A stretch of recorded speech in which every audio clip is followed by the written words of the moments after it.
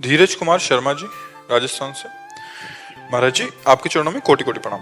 महाराज जी, भागवत कथाओं आदि में निःशुल्क भजन गायन की सेवा देता हूँ, श्री जी की कृपा से उनको रिझाता हूँ। महाराज जी, मेरा प्रश्न है कि इस घोर कलयुग में जहाँ व्यभिचार आदि फैला हुआ है, ऐसी स्थिति में देखकर विवाह से डर सा लगने लग गया है कि जो भी विवाह करके आएगी वो कहीं मेरे भगवत मार्ग में बाधा ना बन जाए। है तो बहुत भयावह कि आजकल जो है कि पत्नी का मतलब है जो साध्वी सुशील सज्जन अपने पति को भगवान मानने वाली। तो ब्याह है तो खतरे का मोल लेना आजकल, क्योंकि बॉयफ्रेंड गर्लफ्रेंड ये सब जो चल रहा है ना, ये बहुत विषैला चल रहा है। क्योंकि मान लो जैसे अब 2-4 लड़कों से जो मिली हुई है, वो एक पति को भगवान मानकर कैसे पूछ सकती, बड़ी समस्या है। पर ऐसा नहीं है, जैसे दुराचारियों के बीच में सदाचारी भी रहते हैं, ऐसे सदाचारिणी भी हैं। एक से एक बहुत पवित्र लड़कियां हैं जो अपने जीवन को पवित्र रखे, पर है बहुत कठिन, पवित्र मिलना बहुत कठिन, क्योंकि अपने लोग पवित्र आचरण विहीन हो रहे हैं, तो अपने को पवित्र की आशा कैसे हो सकती है? नहीं, घर वाले भी जबरदस्ती करते हैं कि करो, ये इकलौता मतलब वंश बढ़ाओ, मतलब वो चल। आप घर में तो संतान उत्पत्ति करके वंश उत्पन्न करना, भगवान से मनाओ। जैसे करदम जी ने 10,000 वर्ष तक तपस्या की, भगवान से कहा मुझे पत्नी चाहिए, तो देवहूति जैसी पत्नी मिली। तो 10,000 ना सही तो साल भर सही साल भर कुछ अन्न कम पाओ, शंकर जी की उपासना करो, महाराज हमें पत्नी दे दो। भगवान शंकर की आराधना करो कि हमें देवी जी की आराधना करो, तो कोई हो कि सुशील सज्जन मिल जाए। बहुत कम है बहुत कम। पर भगवान ने कहीं ना कहीं अगर ब्याह है तुम्हारे भाग्य में तो लिखा ही होगा, कहीं ना कहीं तैयार हो रही होगी वो भी आपके पाणी ग्रहण के लिए। ऐसा हो श्री जी की इच्छा समझ के ही बस चलता रहे कि बस अब जैसी उनकी इच्छा। हाँ बिल्कुल बिल्कुल। बकाया आपका जो प्रश्न है बहुत गंभीर प्रश्न है कि आज सुशील बच्चों को सुशील बच्ची मिलना या सुशील बच्चियों को सुशील बच्चे मिलना बहुत दुर्लभ बात हो गई, क्योंकि स्कूलों में नए नए बच्चे जो थोड़ा अच्छे, वो भी मतलब भ्रष्ट मार्ग में जा रहे हैं, जैसे नशा करना, गर्लफ्रेंड बॉयफ्रेंड बनाकर व्यभिचार करना, ये सब बहुत गंदी बातें हो रही हैं हमारे देश में। पहले हमारे समय में तो था ही नहीं, गर्लफ्रेंड बॉयफ्रेंड था ही नहीं, सिस्टम ही नहीं था, गंदी भावनाएं नहीं थी। अब ये जब से मोबाइल चला ना, तब से गंदी भावना का बच्चों में सृजन हो गया, गंदी गंदी बातें। अब तो लिव इन रिलेशन भी चल गया है, वो तो और भी बुरा है महाराज जी। बिल्कुल बिल्कुल वो नहीं, ये हमारी भारतीय पद्धति नहीं। ये कलयुग का अंतिम चरण है बोलिए। अभी तो प्रथम चरण है, 4,32,000 वर्ष का है, जिसमें अभी 5,000 के ऊपर हुआ है, अभी तो 32 पूरे नहीं हुए। अरे भा भ्रष्टाचारा सम संसारा धर्म सुनई नहीं काना, कलिकाल बिहाल के मनुजा नहीं माने को अनुजा तनुजा। ऐसा मतलब समय कलिकाल का आएगा, कहाँ से कौन से क्या क्या चरित्र हैं, अब कैसे मतलब उसकी व्याख्या कैसे करें। हमारे देश में तो इस बात का प्रमाण है कि एक बार जिससे हाथ मिला लिया आजीवन उससे निर्वाह किया, कभी दूसरी की तरफ आंख उठा के नहीं देखा। ये भारत है, ये भारत है, ये विदेश नहीं है कि आज उसके साथ कल उसके साथ, ऐसा नहीं है। बहुत गंदी बातें विदेश से आई हैं। और देखो सुख भी इसी में है, अपनी पत्नी है, अपना पति है, और आजीवन एक के साथ, तो सुख भी। अब पति को विश्वास नहीं, पत्नी के ऊपर पत्नी को विश्वास नहीं, पति के ऊपर एक घर में रह रहे हैं, अविश्वास से कैसा जीवन। तो आज का समय बहुत विचित्र है, बहुत विचित्र है। भगवान बचावे, किसी को चरित्रवान पति मिल जाए या चरित्रवान पत्नी मिल जाए तो बड़ी कृपा समझो भगवान के। नहीं तो आजकल देखो सब चरित्र विहीन हो रहे हैं, नए नए बच्चे विशेष। तो व्यभिचार प्रवृत्ति तो मलिन प्रवृत्ति है, इसमें कैसे कहा जा सकता है कि हमारी संतान है। वर्ण संकरता फैल रही, पितरों को श्राद्ध तर्पण आदि नहीं मिलेंगे, सब तरह से अधर्म की वृद्धि हो रही है। हमें लगता है सुधार करो भाई, जो सुन रहे हो, अपने चरित्र को पवित्र रखो, अपने जीवन को महान बनाओ। ये सब गंदी बातों से कोई महान नहीं बनता है। रमेश कुमार वर्मा जी, जयपुर से। श्री हरिवंश महाराज जी, गुरुदेव भगवान, आपके अब तक के जीवन काल की कठोर तपस्या की स्मरण मात्र से ही हमारी रूह काम जाती है जब सुनते हैं आपके परिकर की युवावस्था से इस पथ पर अग्रसर हैं, जबकि हमारी तो किसी एक अंश के बराबरी भी कोई साधना नहीं है। महाराज जी, ऐसे में हम कैसे ऐसे में अग्रसर हो सकते हैं भजन मार्ग पे? इंजन में पावर होता है, डिब्बे में पावर नहीं होता। डिब्बे में कनेक्शन होता है इंजन से। इंजन में 2-4 लोग ही बैठ सकते हैं, डिब्बे में सैकड़ों लोग बैठ सकते हैं। हम लोग हैं डिब्बा, इंजन है आचार्य और गुरु, कनेक्शन है बहुत जोर का। तुम हो यात्री, चुपचाप डिब्बे में बैठे रहो, काहे परेशान होते हैं? आए? नहीं तो हम कह रहे हैं कि इंजन बनने की कोशिश क्यों करते हो? डिब्बा में बैठ जाओ चुपचाप, ट्रेन वहीं पहुंचेगी जहां इंजन जाएगा, नहीं पहुंचेगी? तो जीव भगवान का नित्य अंश है, वो अपने आप को भूल गया है। संत सदगुरुदेव उसे जागृत कर देते हैं, वो उनके वाक्य पर बैठ करके परमात्मा स्वरूप का दर्शन करता है। ध्यान मूलम गुरु मूर्ति, पूजा मूलम गुरु पदम, मंत्र मूलम गुरु वाक्यम, मोक्ष मूलम गुरु कृपा।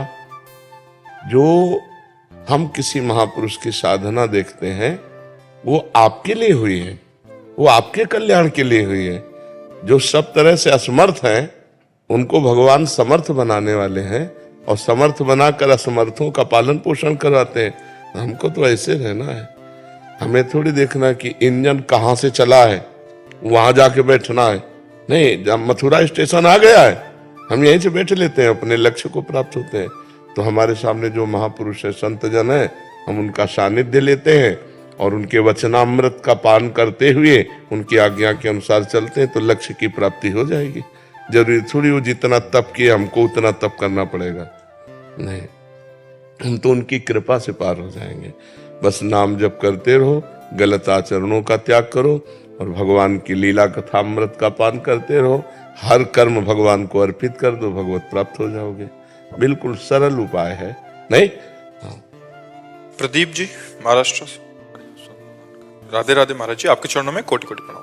प्रभु जी, कुछ दिनों से भगवान की कृपा से साधु जीवन जी रहा हूँ। हम सभी के कल्याण हेतु भूतकाल में साधु हुए हैं, भविष्य में भी साधु होंगे और आज भी साधु हैं। प्रभु, याचना करते हुए पूछ रहा हूँ कि महाराज जी हमारे लिए आप मार्गदर्शन करें, करणीय और अकरणीय सूत्रों को समझाने का। हमारी सबसे पहली बात है कि आप भगवत प्राप्ति करो। जगत भगवत स्वरूप है, इसे भगवत प्राप्ति नहीं करना। हमारी दृष्टि में मत्ता परतरम नान्यत किंचित अस्ति धनंजय, मेरे सिवा किंचन मात्र कुछ नहीं है। वो सब भगवान पूर्ण परमात्मा इस सब रूपों में बैठा हुआ है, ये हमारी दृष्टि है। अब हमको अपनी दृष्टि इनमें परमात्मा भाव में लाने के लिए किसी माता बहन की तरफ हमारी भोग दृष्टि न हो। सबसे पहले साधु के लिए है कामिनी। अगर सतमार्ग में चलना है तो बांध लंगोटा बचा के इंद्री, कभी न देखा पर नारी। जो काछवाछ मन निश्चल राखे, धनी धनी जननी तेरी रे, नरसिंह मेहता जी कहते। पराई माता बहनों की तरफ कभी भी हमारी काम दृष्टि नहीं हो। अगर काम दृष्टि हो भी जाए तो क्रिया कभी नहीं होनी चाहिए। साधु वेश में सबसे ज्यादा परहेज इसी बात का है। सबसे पहला परहेज कि हमें पूरे आजीवन ये नियम रखना है कि पराई माता बहनों की तरफ हमारी गंदी दृष्टि ना हो। कभी अगर दृष्टि भी गंदी हो जाए, मान लो चूक है, बड़े जन्मों से हम उसी में लगे हुए हैं, तो क्रिया नहीं होनी चाहिए, काम क्रिया ये नहीं होनी चाहिए। दूसरी बात, हमारी वाणी सत्य का ही प्रवचन करे, सत्य ही बोले। भगवान नाम सत्य है, भगवान की लीला चर्चा कथा सत्य है, इसके अलावा मौन रहे। तीसरी बात, हमारी श्रवणेंद्री भगवान की चर्चा ही सुने, विषय चर्चा नहीं। न विषय चर्चा करनी है, न विषय चर्चा सुननी है, और न विषय दृश्य देखने हैं। मोबाइल रखते हो आप, टच वाला रखते हैं? हाँ, बहुत सावधान रहने की जरूरत है, क्योंकि टच मोबाइल और हम एकांत में बैठे हैं, पढ़े हैं, हम मन भजन में नहीं लग रहा तो मन फिर देखने को कहेगा। तो आजकल क्या है कि सीरियल विषयी पुरुषों द्वारा बनाए गए हैं, जो घोर संसारी विषयी पुरुष हैं। अब वो तो मनो आकर्षक के लिए अपना अंग प्रदर्शन भी करते हैं, क्रिया प्रदर्शन भी करते हैं। कोई भी ऐसा सीरियल नहीं है जिसमें अंग प्रदर्शन न हो और क्रिया प्रदर्शन न हो, जिससे मनोवृत्तियां सबकी खींचे। तो विरक्तों के लिए बड़ा खतरनाक खेल है। इसलिए साधु को चाहिए, अब ये कुछ ही वर्ष से चला है, हमें लगता है 25-30 वर्ष से चला होगा मोबाइल, इसके पहले तो हमने नहीं देखा।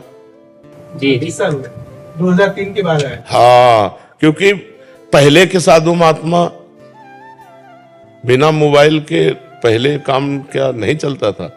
मान लो गृहस्थों का तो हम मान सकते हैं कि चलो उनके बहुत से व्यापार हैं, बहुत से कार्य हैं। अपने लोगों को एक लाभ मिल सकता है सत्संग का। भाई इतना अगर हमको हो तो सत्संग के लिए यंत्र रख लेना चाहिए बकाया। हमें लगता है मोबाइल से बचना चाहिए साधु महात्माओं को, संतों को, साधकों को, नहीं तो ये बहुत खतरनाक खेल है। मनुष्य है, सबके हृदय है, सब कोई अन्न पाता है तो काम क्रोध लोभ तो आते ही है ना। अब उस समय जब काम वेदना जागृत हुई और मोबाइल बगल में रखा है तो पढ़े लिखे लोग हैं, सर्च कर लिए और भ्रष्ट हो गए। गंदी बातें देखकर, गंदे चित्र देखकर, गंदा दृश्य देखकर हमारे अंदर गंदगी बढ़ेगी। इसलिए हम खुली बात कहते हैं, इतनी सामर्थ्य हो कि केवल सत्संग सुनेंगे, इसके अलावा स्विच ऑफ रखेंगे तो मोबाइल रखो, अन्यथा इसको कूड़ेदाने में फेंक दो। तो ये बात देखना है हमको कि मोबाइल कहीं हमें गलत चरित्रों में न फंसा दे, गलत मार्ग में न ले जाए। तो नेत्रों से गलत देखना, कानों से गलत सुनना, वाणी से गलत बोलना, ये बंद कर दें। अगर हमारा परमार्थ मार्ग भगवान की कृपा से हमें मिला है तो वो पुष्ट होना चाहिए, और वो पुष्ट होता है निरंतर भजन करने से। हर समय जो गुरु जी ने आपको नाम दिया हो, मंत्र दिया हो, उसका निरंतर जप करो। जो नाम दिया निरंतर जप करो, किसी से ज्यादा मिलो मत। भोजन के लिए भिक्षा वृत्ति अपना लो या किसी आश्रम से जाकर के ले लो, जैसा भी व्यवस्था बने। ज्यादा प्रपंच नई अवस्था में नहीं करना चाहिए। आपकी कितनी अवस्था है इस समय? 33। हाँ, इस समय तो हम केवल गंगा किनारे रहते थे, कभी किसी नगर में प्रवेश नहीं हुए, जवानी में कभी किसी नगर में प्रवेश नहीं हुए। तो इस अवस्था में तप में जीवन व्यतीत होना चाहिए, कष्ट में जीवन व्यतीत होना चाहिए, तभी वीर पचता है। ब्रह्मचर्य का जो वीर शक्ति है वो तभी पचती है जब भूख प्यास गर्मी सर्दी मान अपमान सब सहते हुए चिंतन केवल भगवान का, इधर उधर भटकने न पावे, तब हमारा जीवन भगवत प्राप्त हो जाएगा। कम बोलना, कम सुनना, कम देखना, कम सोना और कम आहार करना, ये 5 पर कंट्रोल करो। स्त्री से दूरी बना के रखो, स्त्री शरीर से। अगर ब्रह्मचर्य रहना है, नाटक करना है माया का तो बात अलग है। और रुपया पैसा जितनी आवश्यकता हो बिना मांगे आ जाए, जितने काम में प्रयोग, क्योंकि आजकल ऐसा है कि कहीं जाना है, कहीं भ्रमण करना है, तो मान लो सवारियों का साधन का भी इतना शरीरों में दम नहीं रह गया कि सवारियों का प्रयोग नहीं किया। जीवन भर गंगा किनारे चले, गंगा को ही रोड रहा है हमारा, कोई सवारी की जरूरत ही नहीं रही। जब रात्रि हो जाती थी तो गांव के किनारे कोई देवालय या मंदिर या स्कूल, उसमें पड़े रह करके, क्योंकि गंगा किनारे जैसे ऐसे ही पड़ो तो मांसाहारी कुत्ते हैं जो लाश चीत चीत के पाते हैं, तो पता नहीं वो जिंदा या मुर्दा कब खा जाए क्या पता है। तो इसलिए रात्रि के लिए थोड़ा स्थान चयन करते थे। शंकर जी का मंदिर है या कोई जैसे विद्यालय है, उसमें रात्रि में शयन कर गए, कोई कुछ दे दिया तो खा लिया, नहीं तो फिर जहाँ सुबह 4 बजे गंगा किनारे फिर आ गए, किसी से कोई मतलब नहीं। दिन में कभी सोते थे गंगा किनारे वही जैसे रात भर सर्दी में कांपते रहे, कोई कंबल रखते नहीं थे। अब धूप लगी और उसमें बेहोश हो गए तो उसी को तुम सोना मान लीजिए। नहीं जान के थोड़ी, पर सोना तो तब होगा जब भरपेट भोजन मिले। कभी 1 रोटी मिल गई, कभी 2 पराठा मिल गए। वो जो आते थे ना गंगा किनारे बारी लगाने वाले लोग, खरबूजा तरबूज, तो वो लोग जब प्रसाद जैसे पा रहे हैं और उधर से तो उधर से तो लोगे बाबा तो दे दो, तो सब तो देते नहीं थे। मान लो 4 पराठा है तो 2 हमें दे दिए, 2 ही से काम चल गया। अगर 2 पराठा हुए तो प्राणों का पोषण हो गया, 1-2 दिन के लिए चल जाएगा काम। भगवान वैसे देते रहते हैं, कभी न कभी कुछ न, इतना गुड़ भी मिल जाता था तो बड़ा धन्यवाद भगवान का देते थे कि भगवान बड़े कृपाल हो। भरपेट भोजन तो यदा कदा। एक बार एक सन्यासी की कुटिया में गए, झोपड़ी में रहते थे, तो वो गंगा किनारे की जानते हैं, गंगा किनारे के संतों की रहनी, तो उन्होंने कहा कई दिन से भोजन नहीं पाया, उनका 3-4 दिन तो हो ही गए भोजन। एक आदमी ने दूध पिलाया था 3-4 दिन पहले, तो उनका बैठो मैं मांग के लाता हूँ, क्योंकि वो भी विरक्त थे। तो कोई त्योहार होगा उस दिन, तो इतनी पूरी कचौड़ी लाए और रख दिया, एक भी नहीं बची थी, पूरी सब पा गए थे। तो हमें बाद में ध्यान आया, हम महाराज आपके लिए तो बचा ली। बोले हमें पता है गंगा किनारे के साधु कैसे होते हैं। अब फिर पता नहीं हफ्ता 10 दिन मिले कि न मिले, ऐसा जीवन था। उसी जीवन से भगवदानंद की अनुभूति होती है। नए शरीर को ज्यादा गृहस्थों के घर ना सुलाए, ज्यादा गृहस्थों की से मित्रता न करे, दूरी बना के रखे, जो मिले सो आकाश वृत्ति से खाए और गंगा यमुना का सेवन करके तीर्थ धामों में अब रहे, गांवों में ना घूमे, नहीं मार डालेंगे, कहेंगे बच्चा चोर है।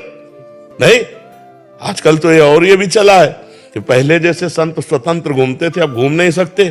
तो कंचन कामिनी कीर्ति से बचो और खूब नाम जप करो और बहुत संभल करो। बड़े भाग्यशाली हो जो संसार से हट के भगवान के मार्ग में चल रहे हो। बढ़िया निर्विकार शरीर है। 19 साल से घर से बाहर हुई। हाँ, तो घर से मतलब न रखो। घर वालों का फोन नंबर है, बात करते हो? कभी कभार, घर वालों से नहीं। माता पिता की ऋण है ना, माता पिता। सन्यास के बाद कोई ऋण नहीं रहता। सन्यास के बाद जब हम सन्यास ले लेते हैं तो हमारा सारा ऋण भगवान मुक्त करते हैं। हमारा किसी से संबंध नहीं। जिस दिन से घर से निकले उस दिन से बस हमारा वसुधैव कुटुंबकम, ये सब हमारा परिवार है। यही सब हमारे निज जन है, हमारा और कोई निज जन नहीं। संत का वसुधैव कुटुंबकम, पूरा विश्व हमारा परिवार है, परिवार का एक क्षेत्र। अब मान लो कोई समस्या परिवार में, फोन करे तो डिस्टर्ब हो जाओगे फोन से बातचीत करके। ये फोन बहुत जहर है, बाबा जी के लिए तो जहर ही है नहीं? अब ऐसे मान लो आपके घर में कोई घटना घटी, आपको क्या पता, मस्ती से भजन कर रहे हो, अब कुन हाँ बोले अमुक मर गए, अच्छा अब जाओ, तुम नए शरीर से गए तो मन से जाओ। अब परेशान हो, भजन चिंतन छूट गया। तो इसलिए बहुत सावधान होकर, बहुत कठिन है कलयुग, भगवान ऐसी व्यवस्था करे दे रहे कि भजन हो ही ना पावे। कलयुग में भजन होना सबसे कठिन है, और जबकि कलयुग में भजन करके बहुत जल्दी भगवत प्राप्ति की जा सकती है। अब ऐसी व्यवस्थाएं हो रही कि भजन कैसे होगा? साधु महात्माओं के पास बढ़िया बड़े बड़े मोबाइल हैं, लैपटॉप हैं, सब ये हैं। अगर चूक जाओ तो गलत समय नष्ट होने लगेगा। अगर चूक जाओ तो गलत समय नष्ट होने लगेगा, बिल्कुल व्यर्थ में समय। तो हम सब संतों से, साधकों से प्रार्थना करते हैं कि मोबाइल का सदुपयोग किया जाए।